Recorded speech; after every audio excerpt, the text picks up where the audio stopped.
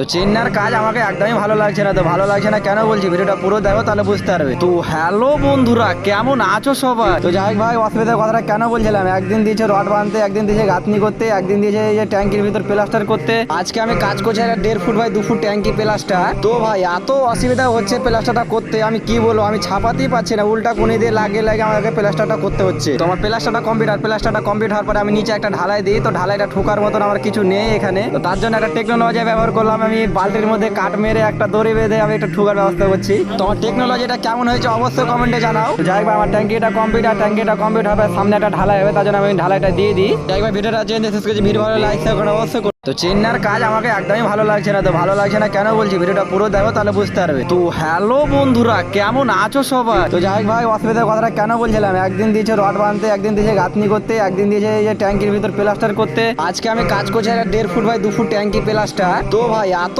অসুবিধা হচ্ছে প্লাস্টারটা করতে, আমি কি বলবো, আমি ছাপাতেই পাচ্ছি না, উল্টা কোনি দিয়ে লাগিয়ে লাগিয়ে আমাকে প্লাস্টারটা করতে হচ্ছে। তো আমার প্লাস্টারটা কমপ্লিট হওয়ার পরে আমি নিচে একটা ঢালাই দিই। তো ঢালাইটা ঠোকার মতন আমার কিছু নেই এখানে। তো তার জন্য একটা টেকনোলজি ব্যবহার করলাম, আমি বালতির মধ্যে কাঠ মেরে একটা দড়ি বেঁধে আমি একটা ঠুকার ব্যবস্থা করছি। তো আমার টেকনোলজিটা কেমন হয়েছে অবশ্যই কমেন্টে জানাও। যাই হোক ভাই, আমার ট্যাঙ্কিটা কমপ্লিট হবে, সামনে একটা ঢালাই হবে, তার জন্য আমি ঢালাইটা দিয়ে দিই। যাই হোক ভাই, ভিডিওটা চেঞ্জ শেষ করছি, ভিডিও ভালো লাইক শেয়ার করুন অবশ্যই।